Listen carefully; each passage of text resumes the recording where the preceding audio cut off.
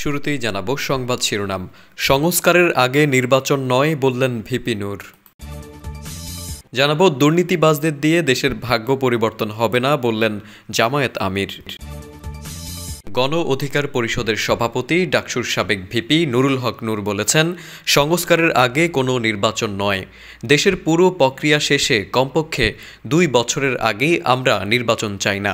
নিষিদ্ধ ঘোষিত ছাত্রলীগ এখনও কিভাবে মিছিল মিটিং করে এমন প্রশ্ন রেখে এদের ঐক্যবদ্ধভাবে মোকাবেলা করার ঘোষণা দেন। রোববার বিকাল 4টার দিকে শহরের নতুন বাজার এলাকা গণ অধিকার পরিষদ পটুয়াখালী জেলা শাখা আয়োজিত জুলাই বিপ্লব ও নতুন বাংলাদেশ বিনির্মাণে জন আকাঙ্ক্ষার রাজনীতি শীর্ষক আলোচনা সভায় প্রধান অতিথির বক্তব্যে এসব কথা বলেন তিনি। ভিপি নূর বলেন, বর্তমান সরকার বাংলাদেশের ইতিহাসে সর্বোচ্চ জনসমর্থন পাওয়া সরকার। ডান বাম বিএনপি জামায়াত সহ সব রাজনৈতিক দল এ সরকারকে সমর্থন দিয়েছে।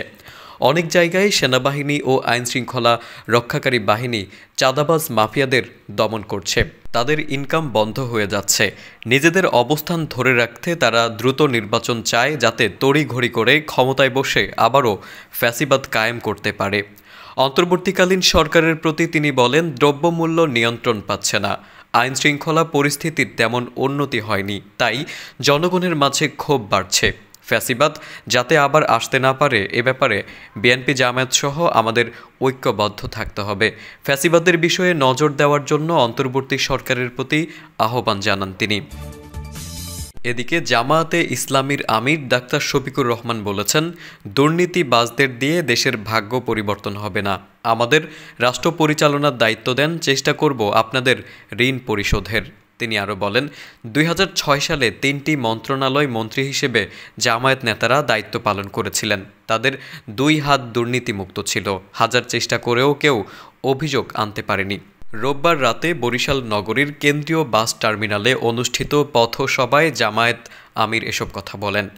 ঢাকা থেকে সড়কপথে ঝালকাঠি যাওয়ার সময় বরিশাল মহানগর জামায়াতের পথসভায় তিনি যোগ দেন। জামায়াত আমির আরও বলেন, আমরা মালিক হব না, সেবক হব। আমরা সাম্যতার সমাজ বিনির্মাণ করতে চাই। জনগণের মধ্যে আস্থা জন্মালেই জনসেবার সুযোগ পাওয়া সম্ভব। জনসেবার সুযোগ পেতে আমরা কোনো আজে বাজে কৌশল অবলম্বন করব না। আমি আমার নিজের ব্যাপারে কথা দিতে চাই, আমার সম্পদের পরিমাণ বাড়বে না। পথসভায় শহীদদের রুহের মাগফিরাত ও আহতদের সুস্থতা কামনা করেন তিনি। চট্টগ্রামে আইনজীবী হত্যা প্রসঙ্গে জামায়াত আমির বলেন, একটি পক্ষ উস্কানি দিচ্ছিল দেশে যাতে রক্তের হোলি খেলা হয়। নির্মমভাবে ওই আইনজীবীকে হত্যা করা হলেও দেশের জনগণ কোনো প্রতিশোধ নেয়নি। এটাই আমাদের সম্প্রীতির সোনার বাংলাদেশ। এই দেশকে আমরা সবাই মিলে আরও উচ্চতায় নিয়ে যেতে চাই। এজন্য আমরা ত্যাগ, আঘাত, চ্যালেঞ্জ মোকাবেলা করব। জীবন যাবে, তবুও 1 ইঞ্চি মাটি কারো হাতে তুলে দেব না।